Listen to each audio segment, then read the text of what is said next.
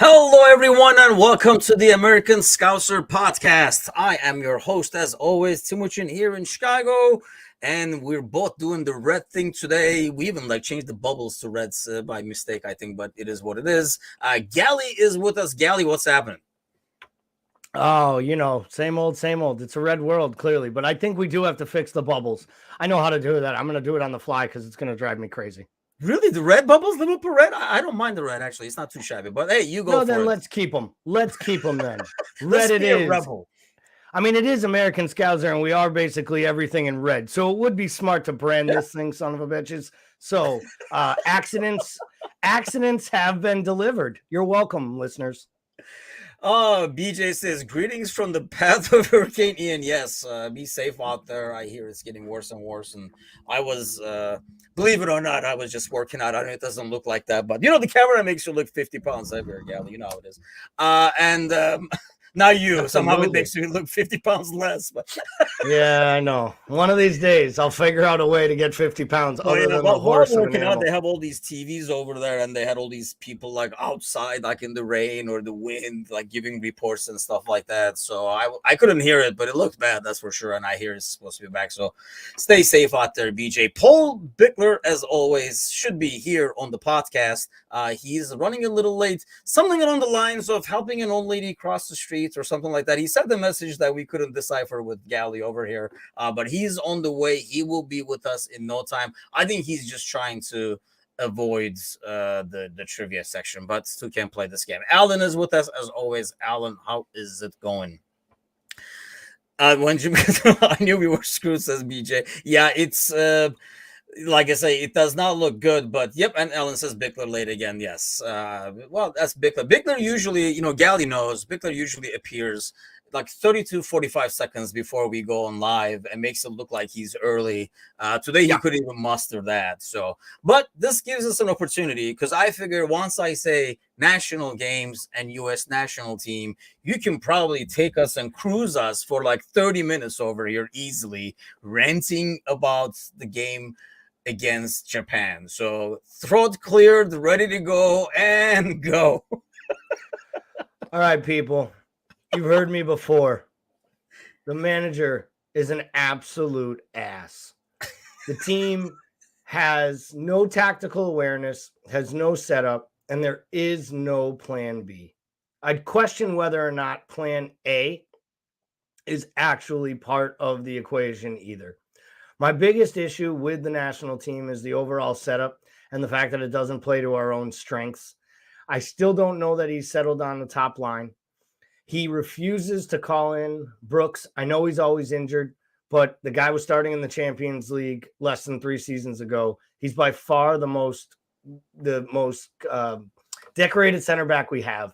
And his idea was to get ready for a World Cup and show up with 2 fucking MLS defenders at central defense. And I'm sorry, I've defended, I've defended the MLS at times here, but I can't. I can't anymore with these tactics. I can't. You played Japan and you showed up and acted as if you had never seen Japan play before. They only play one style, and we played right into it. And for them not to get a single shot on goal over a 90-minute match in what is your last preparation of a real competitive match prior to the World Cup is an absolute joke. I said it in the Discord channel, and I'm going to stick to it. 7 points wins that group for Wales. Wales advances number 1 in our group. I don't know if England gets through it or not, but that England team can't get out of their own way either, and they look terrible. And I think Wales genuinely wins that group, and both Southgate and Berhalter will be out of a job by New Year's Day, God willing, for both countries.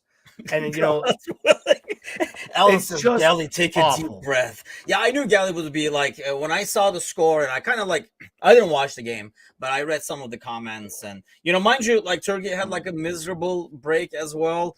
But that's at least I gave some of it to, they had 0 to play for. They had already guaranteed winning this crappy C group or whatever. So they kind of played like it. Nobody acted like they wanted to be there. a lot of selection questions, and that's what I kind of wanted to get to and talk a lot about that today. I think it'll bring us to, God knows, any freaking national team. It sounds like the U.S. team, for one. You just mentioned a bunch right there. England has it. Turkey has it. We were talking with Polish Prince Mateusz this morning. He sees it occasionally in Poland. So here's the question, and I'm sure like Bickler will join us shortly. I don't want to ask him that too. So you are the national team coach, Gally, and can't be worse, right? It can't be worse than what we got going right now. No, he's not qualified. He was a poor MLS manager. Like, again, it just makes no sense. They had an opportunity to hire someone. They could have hired an international coach. I know they got scared off by Klinsmann, but he wasn't the wrong hire. He was hired at the wrong time. It's what they need. They have young players with talent. Young players. The best group of American players ever collected is right now. It really is. They have the highest talent. And with a few players, pick a keeper, pick a number 9 and build your tactics around them. Instead, he just rotates everything and has no midfield, and they either press or they don't. And they just, and once again, fucking the sick note shows up for an international match and he's not in the goddamn roster. How is Pulisic not playing? Oh, wait, he got a knock. The dude's got a knock, dude. He was reading his own book. He was signing books. He heard his God. All right. Okay, so you're the national team coach. So you will have to have a lot better temperament than, oh, hey, look who's here. Speaking of having a more normal temperament, the worst guy to show up. And so, Bickler, thanks for joining us, taking time out of your busy schedule, helping old ladies cross the streets or whatever you were doing. How's it going? It's good. Yeah. I was helping old ladies and disciplining 12-year-olds who think that they're old enough to vape. Yes. And all right.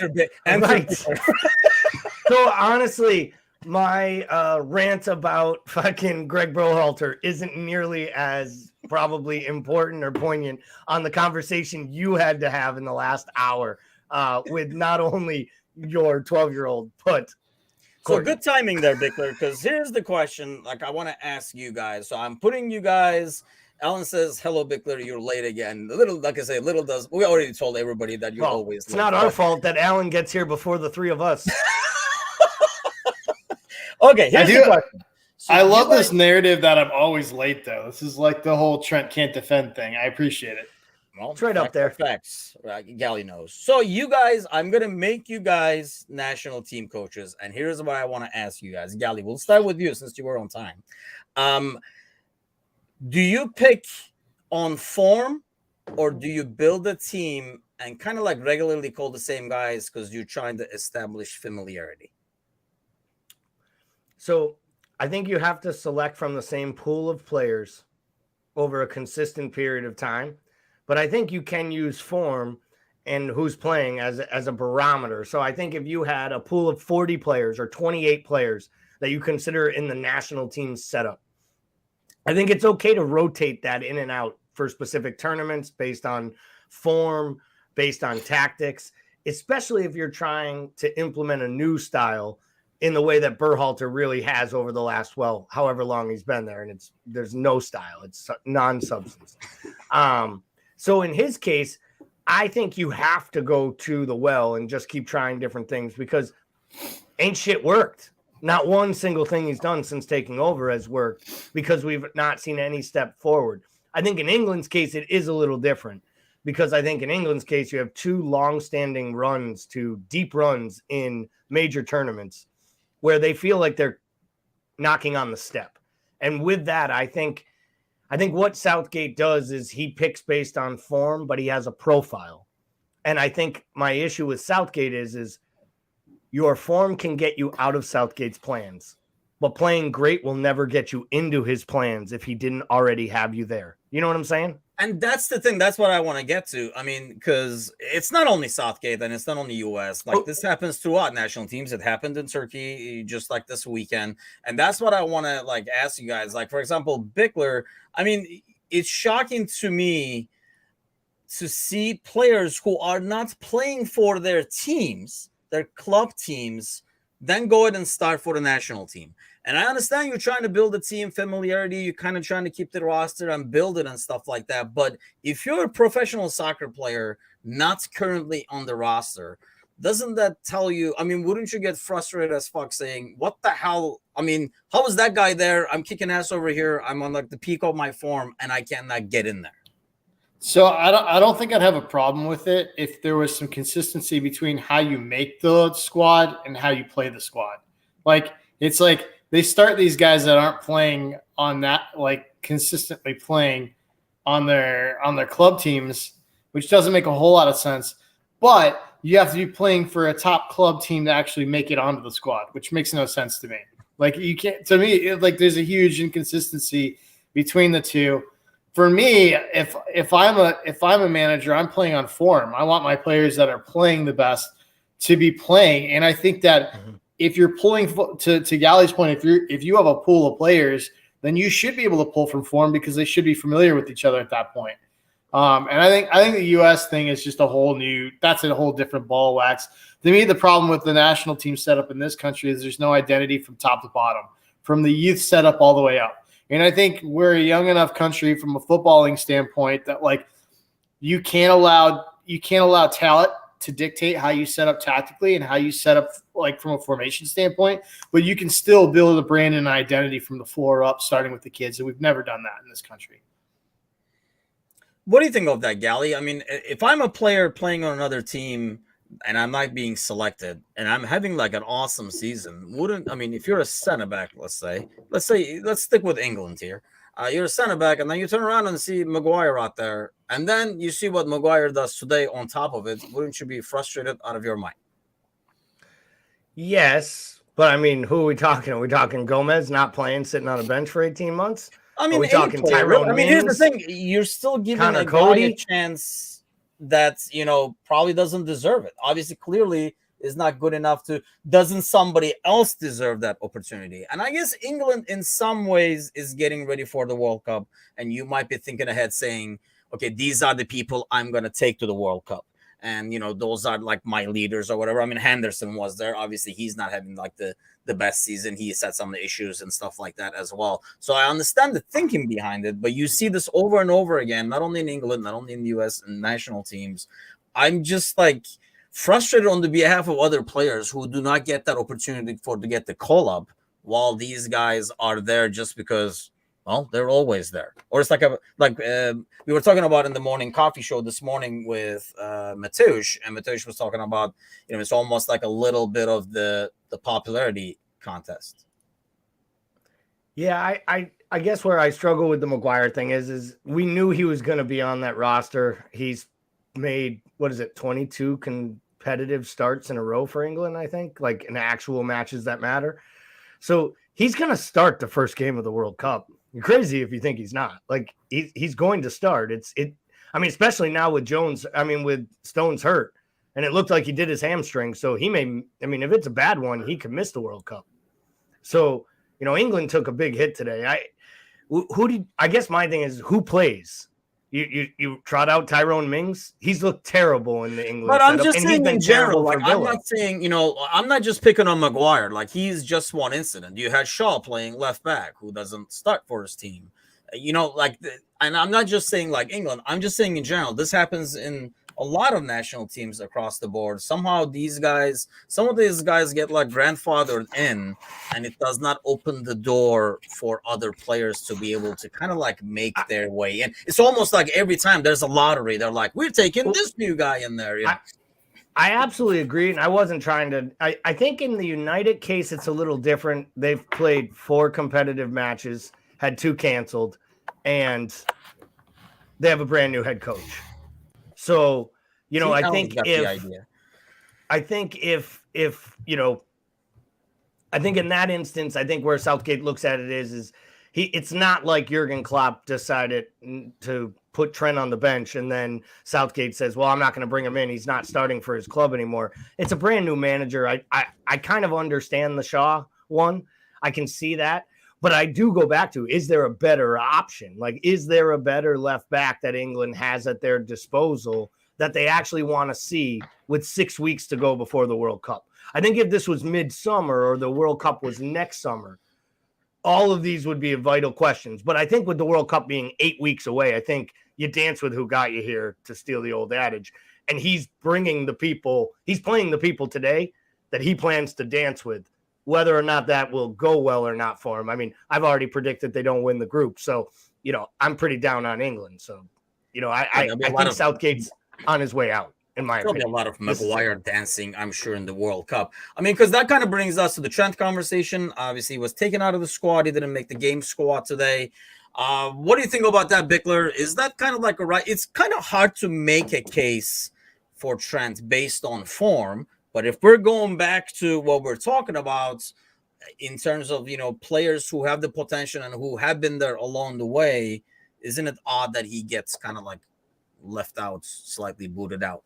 Yeah, especially with how vehemently the majority of people seem to think that James is better at defending than Trent has, which makes absolutely zero sense to me. Like, I don't know. I mean, that's a tough one for Trent. His form definitely doesn't help him, but then we're back to form, right? I mean, Southgate doesn't play on form. So, what's the argument there? And if you don't think he's a good enough defender, why bring him? It doesn't make sense all around to me. If you're starting for creativity and you don't need defense anyway, he seems like the shoe-in to me. I mean, hopefully this only makes him hungrier. I don't mind the fact that he's not starting there. None of that makes sense from a setup point for me in terms of what he's doing there, but it usually doesn't.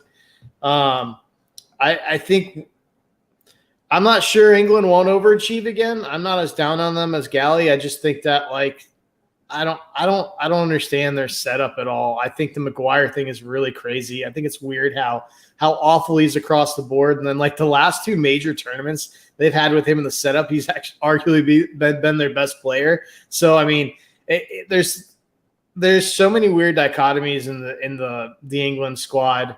I think the Trent argument's a weird one to me because I just had this argument. I've had far too many online arguments that I just don't need to have where people are do you not understand? You say hey, we don't necessarily ask for him to defend. And people freak out and are how can you say that about a defender? I'm well, I mean, you obviously haven't watched Liverpool football because we asked Bobby Firmino to play striker, but we don't rely on him for goals. Right. So it's the same thing. Just because he's a defender doesn't mean that we're asking for him to sit back and defend all the time. We're not expecting that.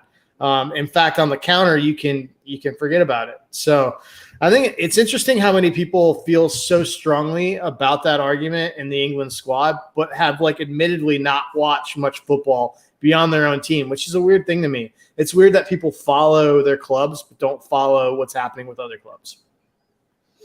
What do you think about the whole Trent ordeal? I mean, I've been critical of his defending, not only in terms of positioning, but more lack of focus and at times lack of hustle. I mean, I think I've talked about this before. There are specific goals we've conceded where he has not hustled. And by the time he realized, oh, shit, I could have been there, and he started the hustle, it was too freaking late in to get there. United game, Napoli game, Ajax. I mean, goal after goal, this has happened. So that's my criticism of him more than – I think you're right, Bickler. Some of the criticism he gets for defending is his positioning where he's not there. Well, he's not supposed to be there. He's supposed to be, we want him somewhere else. But – do you think Galley this kind of kicks him in the butt to have a great October?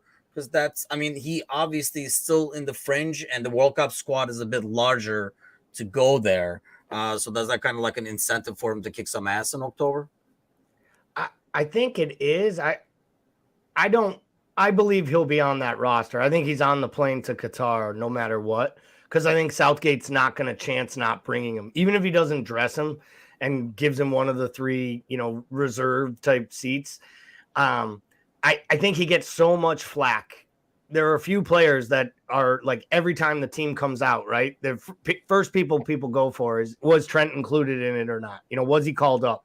Because they know that he doesn't get the starts. I mean, it's ridiculous, the stats of how much better they play when he plays, but he's had 74 caps and has played 6 full 90-minute matches. He doesn't get minutes. The guy does not rate him as a footballer. I don't think there's any other way to look at it. whether he's right or wrong, for his tactics and for his setup, he doesn't rate him. He thinks he's third choice, behind James and Trippier, to be honest. And at times he'll play Trippier on the left. And I think one of the things that hurts Trent is the fact that part of the reason you bring him is maybe to have his dead ball taking, his, free kicks. But those will probably go to Trippier anyways if he's on the pitch. So I just really don't see where Trent finds a way into this England setup. But I don't think we'll get lucky enough to have him left off the roster. But I question whether or not that would motivate him as much as it could really hurt him mentally if he were to miss this World Cup. He is in his prime, and he's arguably the best right back in the world. And he's playing on one of the sides that is, I think they're the betting favorite, right, to win the World Cup right now. So the idea that he would be okay with being left off and that would motivate him to have a great second half, Trent has showed me a lot of pout in him, unfortunately, in his short career. He looks like a guy who gets lost in between here sometimes, and we talk about the mental side of it. I don't love the idea of the prospect of him not making the World Cup and it being the thing that galvanizes the rest of his campaign. Not sure that's what gets him back on track. Well, Alan has me playing center back in the World Cup, and Jamie says me in a red shirt, clip it. Really, I never wear red. I wear red jerseys. You might be fine, Dimitri, only if they play a back three, though. Why is that? Dude, there's no way I'm playing back three. Well, I'm going to bring Sweeper back. Going to bring Sexy back. Trent won't play in the World Cup, and I'm so happy, says Alan Walnut. Neither will Henderson. See, here's the question, and you kind of mentioned a little bit, Gally. So let me ask you this, Bickler. In an international break for a qualifier game and stuff like that, I think in a selfish kind of way, thinking of the club, I do not want these guys, going away to their teams. But I think in a scenario like this in a World Cup, I almost don't mind it as much. While, having Mo not go there and kind of get rest might help us in the second run, I feel like, if we really care about these guys as our players, they want to be there. This is the World Cup. They might not give a damn if they don't play against, I don't know, freaking Serbia, like a friendly or some shit like that. They might be able to shrug that off. But World Cup, something that's this big, happens once every 4 years, but never in winter. What do you think, Bickler? I mean, are you on the same boat with that? Do you want him to go ideally? Do you root for our players to be going to the World Cup? Yeah, I want him to miss the bus on international friendlies. I want him to start and be man of the match in the World Cup. I want these guys, I want our own to have career moments in the World Cup, show out for their country. I want these guys to have fulfilling careers, and I want, obviously the best for them. So, yeah, I want them to play. I want them to play outstanding and really kill it in big spots and international competitions. I just don't want to risk or see any of that for friendlies during the club year. How about you, Gally? Yeah, I'm the same way. I want all of our players to go. One, I love watching them play. I like seeing them play with their countries and seeing them play in different styles and formats and formations. It gives us ideas. And I think that there is some real value in kicking on. I mean, I'd say that Monaco was pretty happy when James Rodriguez went and destroyed that World Cup and then came back and helped lead that team to the Champions League semifinals. And then they went and, fleeced Real Madrid for an absorbent fee for him. So I'm all for it. And, there's a few of our players, I would love Uruguay to do well. I would love Darwin Nunez to become a hero in his country as a young kid and come back with all that confidence of going on the world stage and showing that he can show out. And maybe that is what helps kickstart his career. Would I like to see Thiago wrapped in wool if they decide to take him for Spain? Yes, I'm hoping they'll leave him off the roster. I'm not sure they will, because I think they see what we see and that Thiago could come in and make a real impact if Spain needs it. But, maybe some of the injured guys and the older guys, it's nice to see them kind of wrap up their international career. But as long as Jordan Henderson is saying, I'm available for selection, I want the guy to get picked because I know his heart will be broken if it isn't. Yeah, and I think that's the biggest part. You kind of know that they would take it really hard if they didn't get to go there. That's a torturous month of watching your country play in the World Cup and you're not there. and you had a shot to be there. It's not like, like you didn't have any shots. You were in like the championship or something like that. But so, I mean, overall, I would say this break has been pretty good for us, Bickler, in terms of like how much playing time these guys got. I mean, Mo came early. Some of these guys did not play at all. I mean, Henderson makes like a cameo appearance today. I think he was like, more taken as, the co-captain, like he's going to be there in the World Cup and stuff like that. So does that help us, Bickler, as we go into October? Because I feel like the guys who got playing time are guys that we would want to get playing time and can kind of use that playing time, like Nunez and not Costas and stuff like that. And whereas some guys that we would rather have get some rest, like Robertson, Henderson, even Trent, and like Mo, did not. Yeah, man, I think it's good. I think there's a fine line between rest and rust, right? So I think it's good for the guys that got playing time to get playing time. I think it's good mentally to get a little bit of a break from the club situation and look at internationals too, especially for Liverpool right now. But yeah, I mean, I think all in all, like the situation with the Queen and going into this break, I think was a well needed break for the squad in general.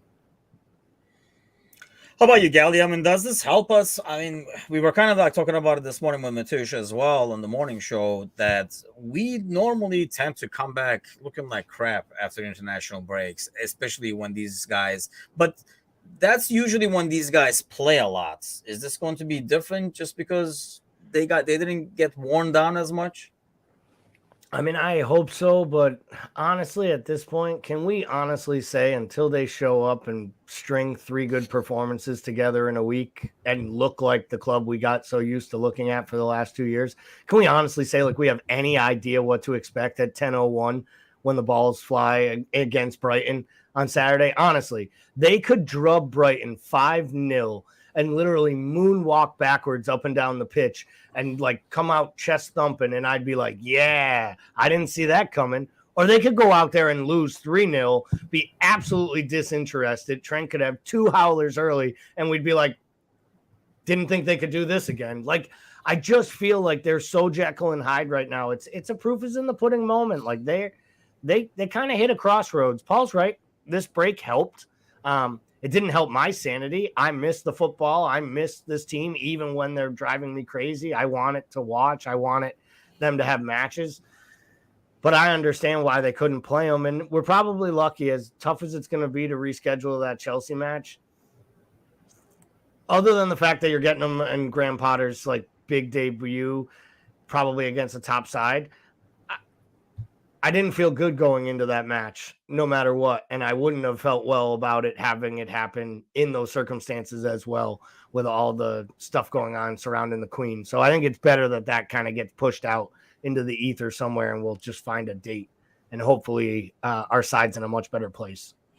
Yeah, I agree. I was almost semi-happy that Chelsea game got canceled too. I mean, it would be, you could look at it both ways, I guess. It would have been a good time to get them while they're in transition and kind of like trying to figure things out. But we don't know if Potter is going to be able to make the same impact he did in Brighton. Gut feeling right now, Bickler, does he turn that team around? I mean, I guess, I love watching Brighton play and I love what he's done in Brighton. But when we talk to these top clubs, it's more than tactical management. It's a lot of man management. Do you think? I think he has the ability to. I think he has the football mind to do it. I think he has the IQ to do it. I think he has the personality to do it. My one concern, slash hope, is that he's not going to get the time that he needs, because I think that from a personnel standpoint, in terms of players, they're all over the place. All over the place. I think they bought a lot of players from different systems that fit in very differently across the board, and I don't think they've sorted it. They bought 15 midfielders in 3 windows and don't know how to play them. Like, period. They have some big time issues. And I think we're going to find out how good they are defensively and how much of that was Tuchel. I personally don't think they're that good defensively. I think they just set up for it. And like, the flip side of that is they struggled offensively. So will they improve offensively, and will that cost them on the back end? I don't know. That's the direction I see it going. But to me, he needs probably 3 or 4 windows to sort them out from a player standpoint, which is ridiculous considering the quality they have in that team. But I think they have a lot of issues. Like I see a lot of parts that are loose ends. It's just my opinion. Maybe I'll be wrong, but I to me, like he's going to need some time. I just don't know he's going to get it.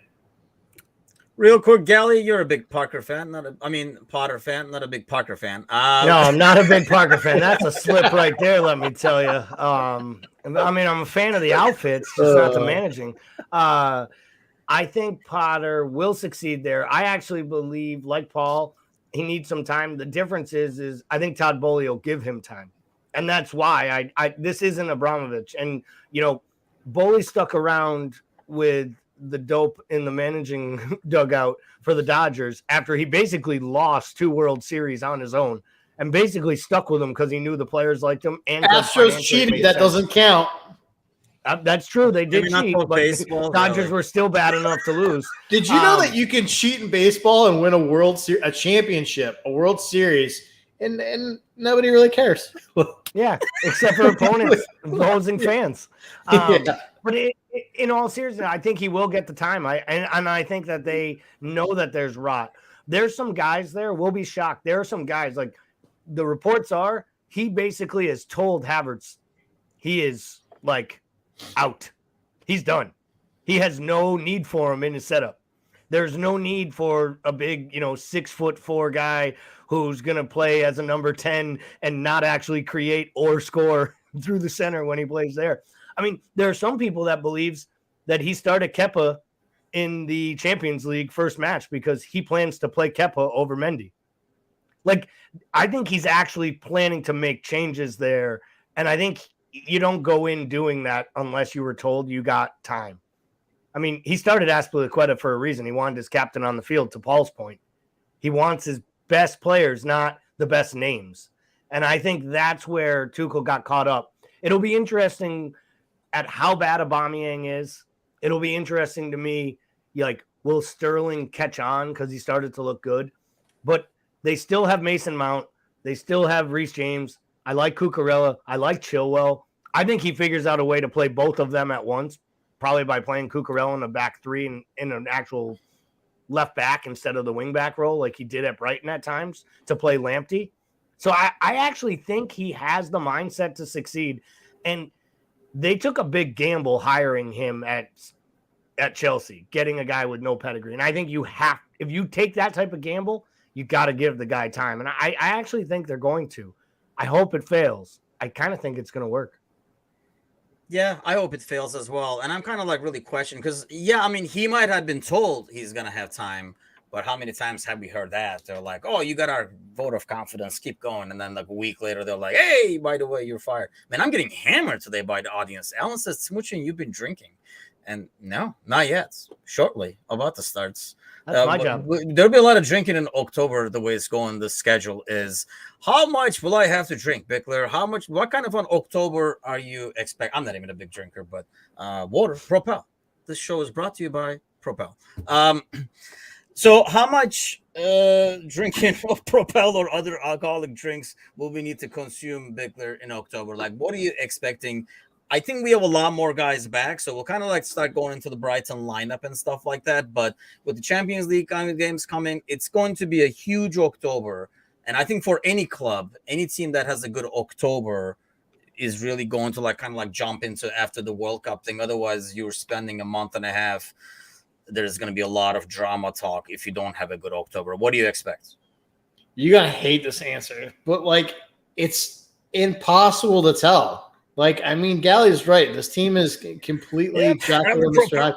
Here's my problem. Like, I mean, a lot of people are like, oh, they just got to shake it off. They'll pull out of this. I'm not so sure they will. Like, what have we seen that has indicated to us that we had one match where we came out on the front foot. I'm not so sure It's not going to be a long year. I hope I'm right, and I hope that our players are not broken and run into the ground, and that this is just it's gonna take some time. Because we don't have it.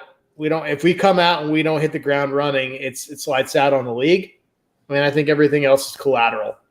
So I'm not sure. I'm hoping for the best. I'm hoping this little break allowed us to work on some things. But not only I think there's two big pieces. I think the rest thing, the fatigue thing is a piece, but there needed to be some major changes tactically. And I think that's the part that I don't have enough confidence in. I don't have confidence in the fact that Jurgen is committed to making any sort of noticeable changes outside of what he already knows as the system. God damn, that was like a hard liquor commercial. Thanks, Spickler. Appreciate it. Anytime you need to cut the bread, Sonny, I'm right here for you, buddy. So I'm telling you, that was brought to you by depression. Jesus. Let's try to shake that off. Gally, I guess the thing that's going for me in my positivity, and which, this doesn't happen a lot, is we saw what a difference it can be when you have Thiago and Matip back in that Ajax game. And even though, it wasn't like we didn't blow them out, you can kind of tell how a few change pieces can affect the entire team overall. Do you think with Thiago now having even more rest and more practice, Matip, Konate is on the way back. Obviously, Hendo is back. Do you think all these guys coming back will kind of help jumpstart things? If you're asking me, will it help to have 4 of your quality players available rather than not? Ooh. Will it make enough of a difference? I'm going to go yes. Do I put the bottle of vodka down? Well, but where I'd come back to is, and this is to Paul's point, I was saying this last year. This started around April of last year. Like we stopped playing well at the end of last season. We literally dragged it to the finish line. And I know we won every match and we got the crazy late goals and we got, we won all the cup finals 0-0 on penalties and, and we went to the Champions League final. We didn't play well in any of really, maybe the Chelsea League Cup, we played pretty well. We created opportunities. We didn't play great in the FA Cup final. That looked like an ass-out tired team with guys that are afraid to get hurt before the Champions League final the following week. They didn't look, they weren't great against Wolves. They weren't great down the stretch of the Premier League. Mo hasn't looked himself since AFCON. And to be honest, it took lightning in a bottle, really moving Sadio into the middle, changing up the tactics to Paul's point completely. And Luis Diaz coming in and being an absolute, shot in the arm the side needed. And I'm kind of with Paul on this. I worry that, everyone says, well, it can't just be the Jurgen Klopp 7-year thing. That is just tired and true. Well, it happened twice before.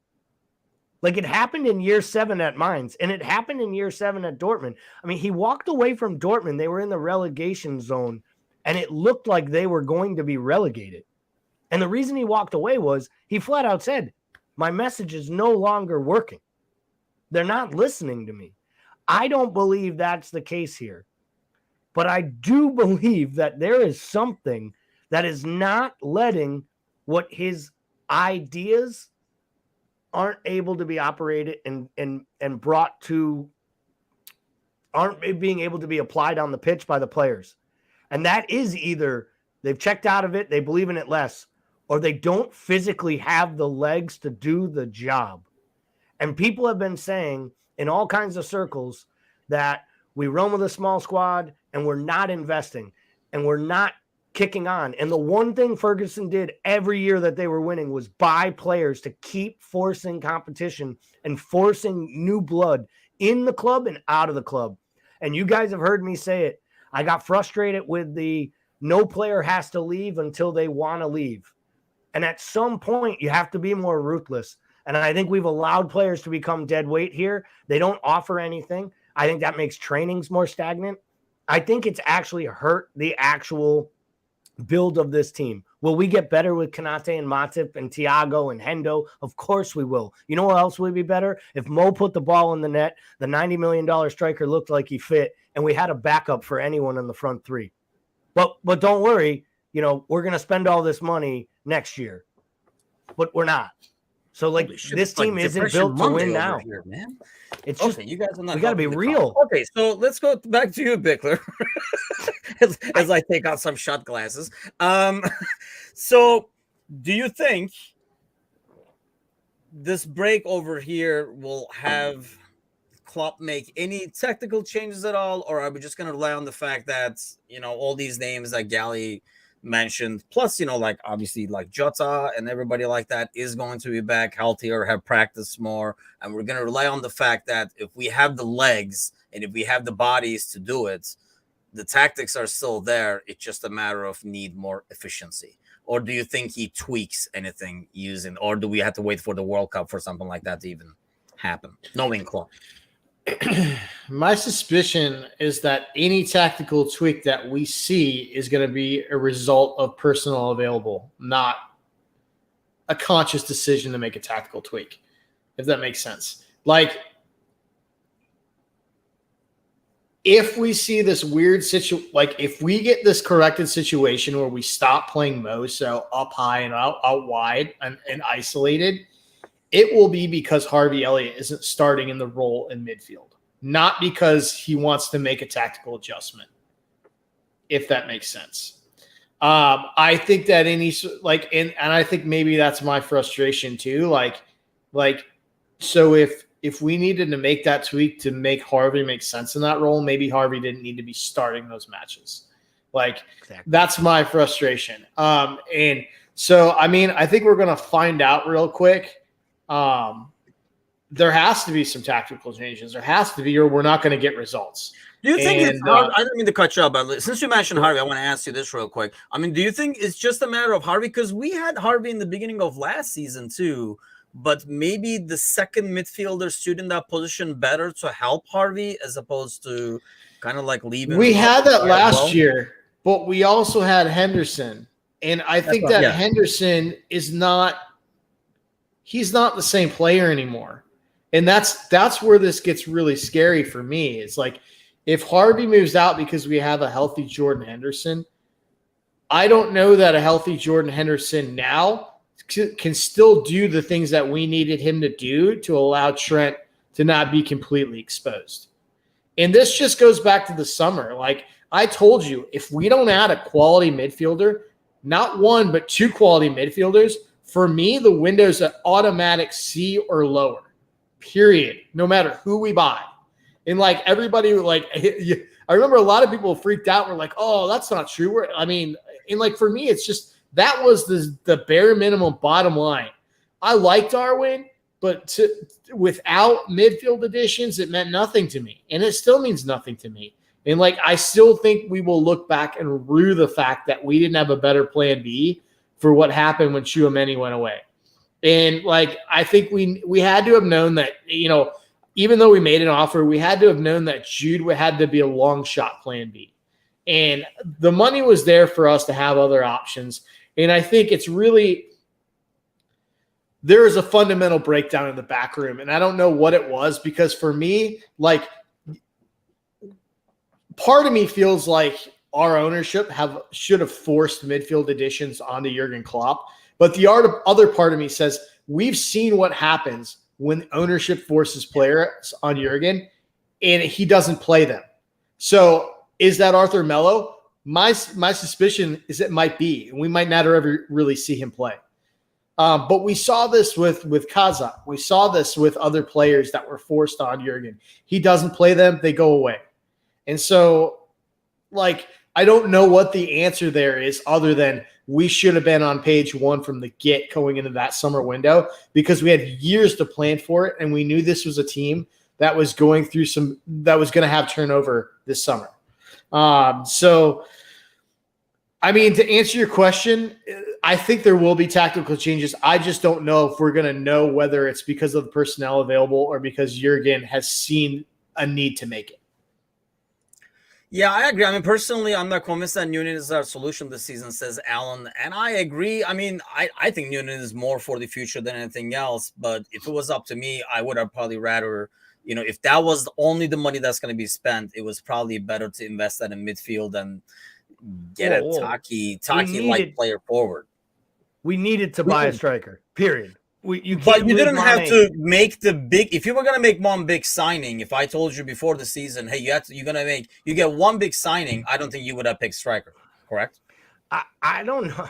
I mean, you I don't think it was an either or.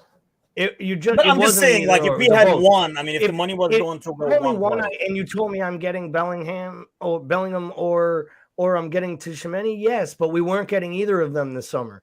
So I think they ended up with the best player they could get. I honestly believe that. And I think he is for the future. And I do believe he will come good. I think to Paul's point, he has some rough edges. He's going to have some great moments of brilliance, and he's going to have some struggles. But we needed that buy. None of us were sold on Jota being the number 9 totally through the center all day, every day as your leading out and out striker. We already don't have cover on the left or the right. And Bobby has been a health risk for a year and a half. So it is tough. So, I mean, you couldn't go into the season thinking, well, I know what I can guarantee. I'll pencil in 35 starts for Bobby. And Carvalho's not ready. What I don't understand is you go out and buy 2 players, both in a semi-luxury position in Carvalho and Nunez for the future, and you don't even get me Douglas Luiz. Like, you don't even get me a serviceable, everyday midfielder. Like Arthur Melo. Did I need? Well, I actually don't kill the Melo thing. I don't rate the player. I didn't love him at Barcelona. I didn't love him at Juventus. I actually think he's going to play. If you believe Pierce, they say this was always the plan from the day they signed him, that he wasn't going to make an appearance until after this international break, so he could get the U23 matches under his belt. He could get fitness up. There are some who think he's going to start on Saturday. And that was the whole purpose of his 60 minutes. I do not. But that also there's a lot of people out there that think that Thiago's not even fully fit enough to play 90 minutes. So he may not get a start on Saturday.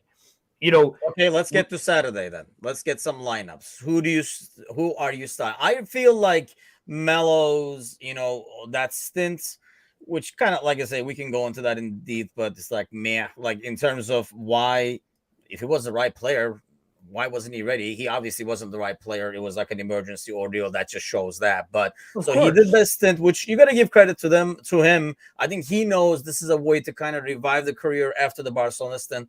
I like the player, not as like a superstar, but it's a good kind of like a serviceable kind of guy you're asking for, Gally. So yeah, I feel like if anything, he might be coming in for Thiago is what I was going to guess. But go ahead with like the lineup that you're guessing. My lineup obviously is Ali at the back. The back 4 has to be Matip, Van Dyke, Trent, and Tsimikas. Obviously, he's going to be playing for a while. Sounds like, right? 2-3 weeks, Jurgen said. I think I don't know if it got updated, but I thought it was just a week, but we'll see. We know how that goes. So I think Tsimikas will start this match against Brighton, obviously. I think the midfield, if it's fit, it's Fabinho, Henderson, and Thiago. It'll be interesting to see what's going on with Thiago. It'll be interesting to see if he starts Harvey and he just keeps rolling this, I'm putting all my eggs in the 19-year-old basket. For me, it's too much pressure. It's too much on the kid too early in his career. He still has too many holes. I'd go with the tried and true. And up top, it would be, for me in this match, I do believe we will see Darwin through the middle with Mo and Diaz on the flanks. How about you, Bickler? You like that lineup? Yeah, I think the only thing that I would say is I think Harvey gets to start. It's just a gut feeling.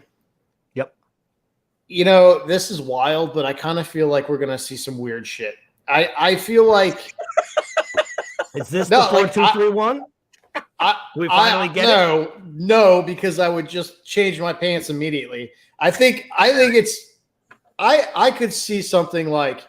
I honestly could see some shit like Jota left, Mo middle, Diaz on the right.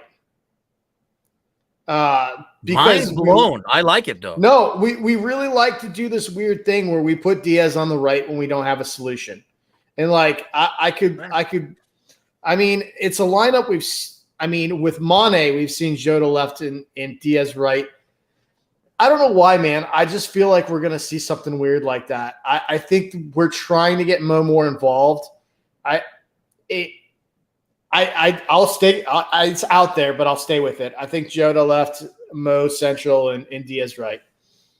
That's pretty crazy. I feel like because there's a Champions League coming up, you might see something more crazy against Rangers at home, since that game is at home, and do a lot more rotation on that one. I think we start pretty much in your lineup right there.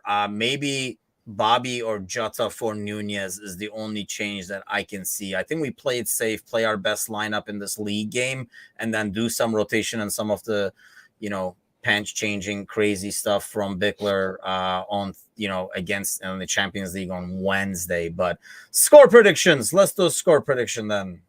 Gally, shoot. It's 2-1. I'm gonna say we win it. It's not pretty, but we pull it out. Damn, man, you guys are really like downers tonight. Bickler. Yeah, it was gonna be my score. I will go. I can't go 1-0 because I don't think we'll keep a clean sheet. So I'll stay with Gally. I'll go 2-1. We'll be in the same depressing boat together. I'm expecting a thriller. I'm going with like a 3-2. Much better. Game. You like that, right? Yeah. But it's 3-1, and then it becomes 3-2. So the last 3 minutes. Yeah, so we just hate ourselves going out of the match. Exactly. You have your doctor on like speed dial just in case in the last 3 minutes. But aside from that, it's, like a win. I don't know. I'm thinking if we start our ideal lineup, having Hendo and Thiago back in that midfield automatically will solve the problems we have in the back line. And I think Matip, if anything, having Matip back is going to be huge, I think. So let me ask you guys this. When do we see Gomez next, Gally? Do we see him on Thursday against Rangers? Wednesday? Maybe, actually. Yeah, I think Gomez probably does play against Rangers. But I'm going to tell you this. I've said it before. It's got to happen. Virgil van Dijk needs to sit down. He needs a breather. He looked gassed for the Netherlands. I know he scored the late winner, but he didn't look good again for his country. And, he looks out of sorts. And a guy just can't play every minute of every match at the highest level and be responsible for keeping everything together. Because I think it weighs on him. And honestly, I've said it before. I hate when Virgil has the armband on because he never seems to play as well. Because he always seems to be focused on being everyone's captain instead of just being the leader at the back.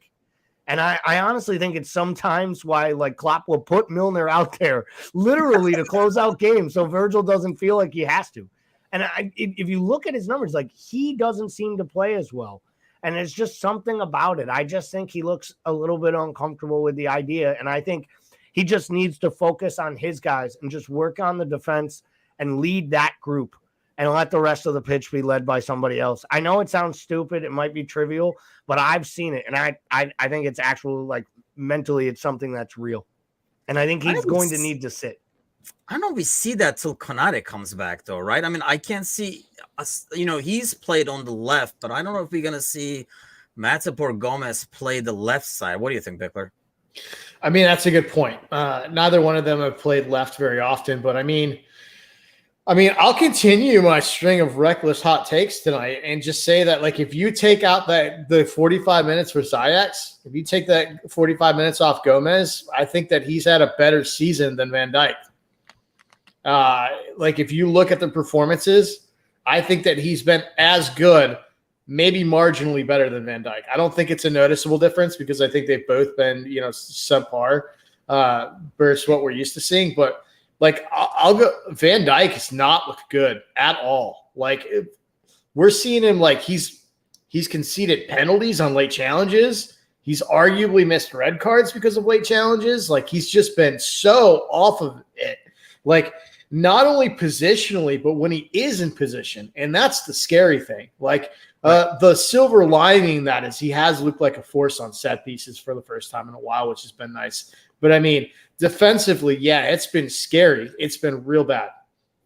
And I know we miss Matip, and we talk about it a lot, all the things he brings, especially going forward and linking, breaking the lines and really moving and starting the attack. But can we all just acknowledge too, we kind of miss the mountain of a man that is Konate and his pace, because he allowed for Trent to make mistakes down the end of last season. And you could almost see why they went and got him. I know Paul was talking about it in the summertime, saying, this guy isn't Virgil's future partner. This guy's the future of the center of defense. Yeah. And, maybe giving Gomez a 5-year contract was Gomez, doubling down, saying, I'm going to be here and I'm going to be the guy, lined up next to this mountain. And I plan to be here for the long haul with him. And, who knows? Maybe it's 2-3 more years of Virgil and not the 5 that we all expected. And I'm not saying we're writing him off and saying he's done, but these are legitimate questions around all kinds of players. And I think if we really went deep, we're having this question about Robertson. We're having this question at times right now about Trent. Like there's so many players. I think you'd be more hard pressed to get me 3 players in form than players that you have concerns about. And we couldn't have said that any point over the last 2 or 3 years. And if you had asked us at any point over the summer, if we thought we'd be talking about this on September 26th, we would all be lying if we said we did. Yeah, I think so. But I feel like, when you have the pieces back, most common pieces back together, it will elevate everybody's game. And I still feel like Gomez got the raw end of the deal in that game. Even though he had a horrific game, he was not the solo one to blame. And I feel like it kind of landed on him. And I like Gomez as a player, and I think he has the physical tools to fit the system. So I really think he has a future. I like him. I honestly wouldn't mind him kind of like getting some playing time as like right back and stuff like that too, as he did in the past, because I thought he did well there last year. I don't know. I have to kind of like go back and think to what Bickler is saying, like look at more game by game. I know last season I can definitely say Matip played a better season than Van Dyke, for example. This season, Gomez to Van Dyke, I don't know. I have to like kind of like go back and look at it a bit more. But I think like I say, Gomez got the raw end of the deal after that game. I did not feel like it was all him. There were so many people that are in the shitters that he should not be the scapegoat that we picked out of that one. But thanks to you. Were you about to say something, Bickler, or that was? Yeah, sorry. I was just going to be depressing. It's fine. Go ahead. I'm about to go grab a bottle right now. So. We can close on a sunshiny note. I was just going to say your argument about getting pieces back is all well and good, but let's look at the pieces. Like Jordan Henderson, 31 years old. Matip, 31 years old. Thiago, 32 years old. Like, I mean, sorry. That's why I said we could just end on the sunshine. And that's the whole problem. Ox is going to be back, damn it. Ox is never coming back. I mean, Keita gets sent home from social media, Timuchin. I mean, literally. It's almost like envisioning Ox taking shots with me. He has a better shot. Timuchin's like he's back on Insta. I'll take it. Yeah, I think Ox has a better chance of appearing. Ox has a better chance of appearing on this podcast than he does in a match in 2022. I was going to say, I have a better shot of like having taken shots with him or drinking during the games than watching him play at this point. But hey, you never know. Got to keep the hope alive, people. Well, gentlemen, thank you. Bickler, thanks for joining us, even if it's late. Gally, thanks for being on time. We appreciate it. And thanks to everybody, as always. Give us a like, share. A bunch of stuff coming up on the YouTube channel as well. Gally's fantasy tips and all that kind of stuff. I did not even want to go there this week because I think we've depressed ourselves enough with Bickler today. So no need to go to fantasy to depress us further. You guys take care. I will see you guys tomorrow morning with the morning coffee. Grab your coffee and join me at 8 Central, 9 Eastern, right, Gally? I'm Timuchin? Like yeah, let's do that. 9 Eastern, 8 Central, damn it. I'll be here with my coffee. Take care.